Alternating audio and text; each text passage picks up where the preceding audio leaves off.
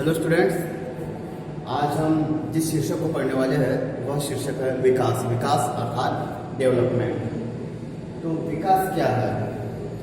एक परिवर्तन जो किस क्रम में होता है, जिसमें गति होती है, एक निश्चित समय अंतराल में परिवर्तन होते रहता है, जिसे हम निरंतरता कहते हैं, जिसमें दिशा होती है और जिसे हम कह सकते हैं कि ये एक प्रकार का परिवर्तन है, जिसे हम विकास या डेवलपमेंट कहते हैं। तो हम देखते हैं विकास क्या है। विकास एक सामाजिक प्रक्रिया है। क्या है विकास? एक सामाजिक प्रक्रिया जिसका प्रत्यक्ष संबंध समाज के आर्थिक पहलू से होता है। विकास के द्वारा मानव समाज में परिवर्तन लाता है और इस परिवर्तन का उद्देश्य आवश्यकताओं की पूर्ति से होता है। तो विकास क्या है? एक परिवर्तन है। और किस प्रकार का परिवर्तन है? अब विकास कहाँ हो रहा है? समाज में हो रहा है, तो वह समाज में होने वाला परिवर्तन है। परंतु जब कोई परिवर्तन आर्थिक पहलू से संबंधित हो जाता है, आर्थिक उद्देश्य से संबंधित हो जाता है, तो वह विकास कहलाया जाता है। विकास के द्वारा क्या होता है? मानव क्या करता है? समाज में परिवर्तन लाता है और इस परिवर्तन का उद्देश्य क्या होता है कि हमारी जो आवश्यकताएं हैं उन आवश्यकताओं की हम पूर्ति करते हैं। हमारी जो आवश्यकताएं हैं उनकी पूर्ति किससे होगी? धन से होगी, अर्थ से होगी। इसीलिए हम आर्थिक क्षेत्र में जो परिवर्तन लाते हैं, आर्थिक क्षेत्र में जो पिछड़ापन है उस पिछड़ेपन को उन्नत स्तर पर ले जाते हैं, यह होता है विकास। इसलिए हमने क्या लिखा है कि विकास एक सामाजिक प्रक्रिया है जिसका प्रत्यक्ष संबंध समाज के आर्थिक पहलू से होता है। विकास के द्वारा मानव समाज में परिवर्तन लाता है और इस परिवर्तन का उद्देश्य आवश्यकताओं की पूर्ति से होता है। मतलब आवश्यकताओं की पूर्ति करना है। किससे करना है हमारी आवश्यकताओं की पूर्ति? आर्थिक संसाधनों से। उसके पश्चात हम विकास को देखते हैं और विस्तार से। तो क्या है कि हम सामाजिक प्राणी हैं, हमारी कई आवश्यकताएं हैं। हम आदिम काल से वर्तमान आधुनिक युग तक जो पहुँचे हैं, इस युग में क्या था कि पहले हमारी आवश्यकताएं सीमित थी। जैसे जैसे हमें नया ज्ञान प्राप्त हुआ वैसे वैसे हमारी आवश्यकताओं में वृद्धि होने लगी। शिकार करना, कपड़े पहनना, आवास, फिर उसके बाद सुख सुविधाएं, और आज हम धीरे धीरे आज के इस आधुनिक या वर्तमान युग में पहुँचे हैं। तो ये क्या है? एक विकास है। और इस विकास के लिए हमें आर्थिक आवश्यकताओं की ज़रूरत होती है। हमारी आर्थिक ज़रूरतें पूरी होती है जिनको हम पूरा करते हैं, वही क्या है? विकास है। तो अब इस विकास के तत्व देखते हैं हम। विकास में प्रमुखतः 3 तत्व होते हैं। वह प्रमुखतः 3 तत्व कौन कौन से होते हैं? परिवर्तन, निरंतरता एवं दिशा। परिवर्तन अर्थात बदलाव, स्थितियों में बदलाव। किस प्रकार की स्थितियों में बदलाव? विकास क्या है? आर्थिक स्थिति में परिवर्तन। ठीक है, तो किस प्रकार की स्थिति में बदलाव होगा? आर्थिक स्थिति में बदलाव होगा, आर्थिक पहलुओं में बदलाव होगा। हमारी जो आर्थिक स्थिति है वर्तमान में, उस स्थिति में क्या हो जाएगा? सुधार हो जाएगा, हमारी आर्थिक स्थिति उन्नत हो जाएगी। यह क्या है? विकास है। तो आर्थिक परिवर्तन होगा। उसके पश्चात निरंतरता अर्थात यह जो क्रम रहेगा एकदम से चलेगा और फिर बंद हो जाएगा। ऐसा है क्या? नहीं।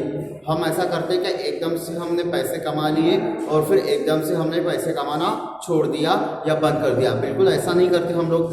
हम क्या करते हैं कि पैसा कमाते रहते हैं और उसे संचित करते रहते हैं, उसे स्टोर करते रहते हैं, उसे सेव करते रहते हैं। आरडी, फिक्स पॉलिसी वगैरह या जो इंश्योरेंस वगैरह जो भी हो उसके माध्यम से। और फिर उसका क्या करते हैं? जब हमें आवश्यकता है तो हम अपनी आवश्यकताओं की पूर्ति के लिए उस अर्थ का उपयोग करते हैं, उस धन का उपयोग करते हैं। तो इसमें क्या है? एक निरंतरता है। यह जो आर्थिक वृद्धि है वो निरंतर चलती रहती है, धीरे धीरे धीरे धीरे।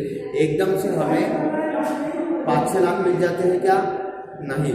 जैसा लॉटरी में होता है वैसा बिल्कुल नहीं होता। हमें धीरे धीरे रुपए सेव करना होता है।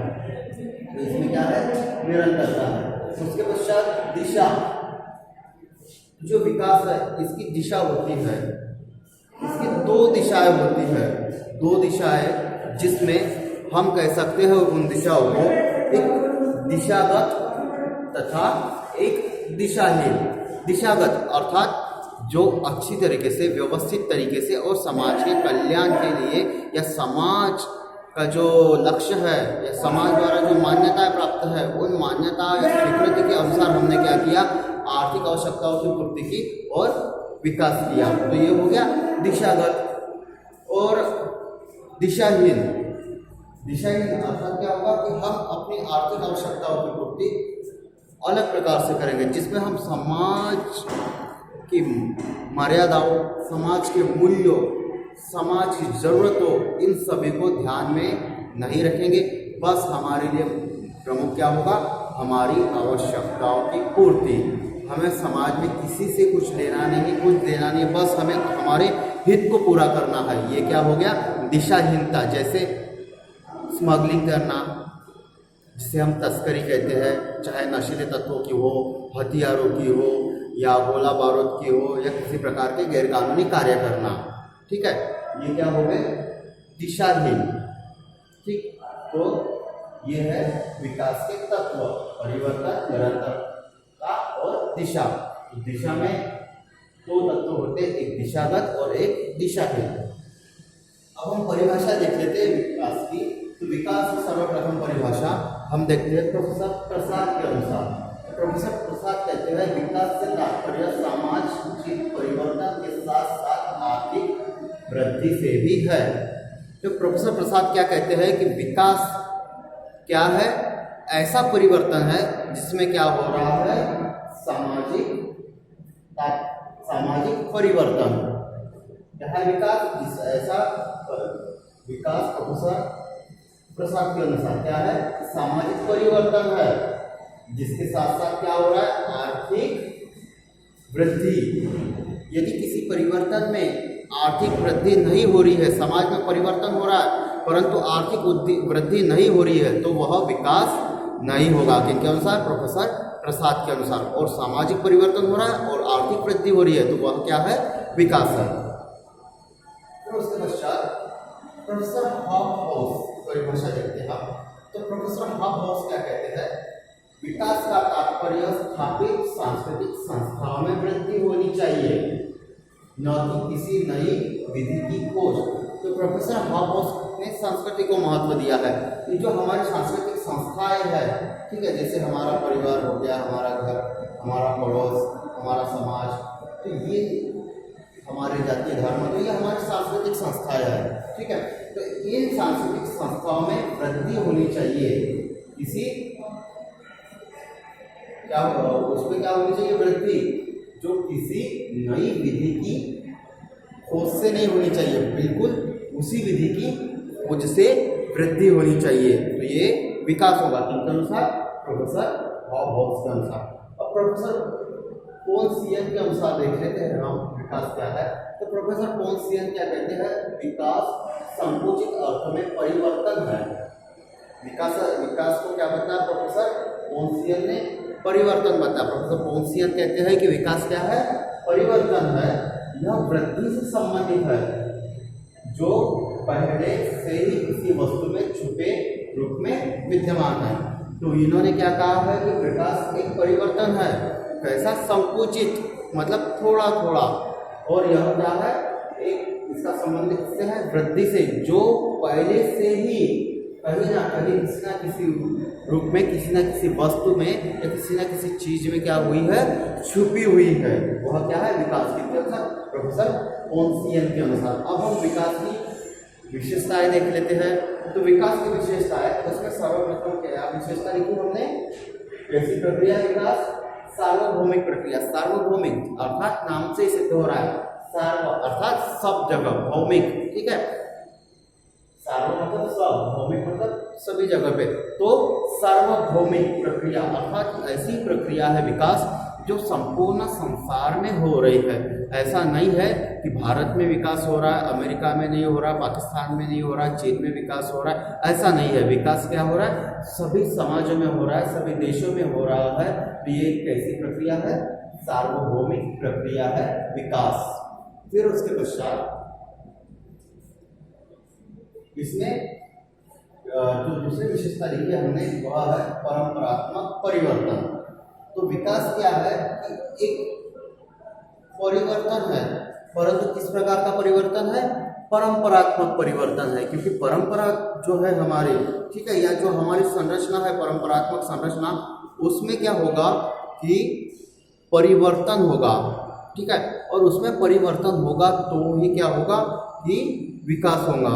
और यदि परंपरात्मक संरचना में परिवर्तन नहीं होता तो हम विकास हुआ ऐसा नहीं कह सकते, यह विकास नहीं होगा, ठीक है। फिर उसके पश्चात वैचारिक आधार, अगली जो विशेषता है वैचारिक आधार। जब हम विचार करेंगे, हम सोचेंगे कि बदलाव लाना है, वृद्धि करना है, विकास करना है, तो ही विकास होगा। यदि हमारे मस्तिष्क में विचार नहीं आया किसी प्रकार की वृद्धि करने का, किसी प्रकार का बदलाव करने का, किसी प्रकार का विकास करने का, तो यह विकास नहीं होगा। तो ये कैसा आधार है इसका? वैचारिक आधार, ठीक है, ये है तीसरी विशेषता। फिर उसके पश्चात दिशाबोध। जैसा हमने यहाँ पर दिशा के बारे में बात की, दिशाबोध विकास दो प्रकार से होता है, ये दो दिशा में होता है, प्रकार नहीं कह सकते, दो दिशा में होता है। तो एक दिशागत और दूसरा दिशाहीन। दिशागत क्या है?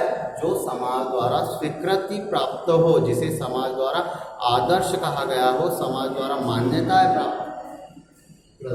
मान्यताएं प्राप्त हो, वह दिशागत। और दिशाहीन मतलब जिसे समाज द्वारा अस्वीकृत किया गया हो, जो समाज के लिए नुकसानदायक हो, उसे हम कहेंगे दिशाहीन। जैसे अवैध कार्य करना, गैर कानूनी कार्य करना, जिससे समाज को नुकसान पहुंचता है। उसके पश्चात विकल्पों की विद्यमानता।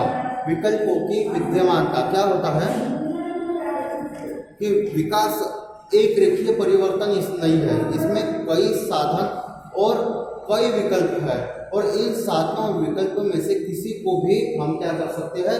अपना सकते हैं। तो ये क्या है? इसमें कई साधन है, कई विकल्प है।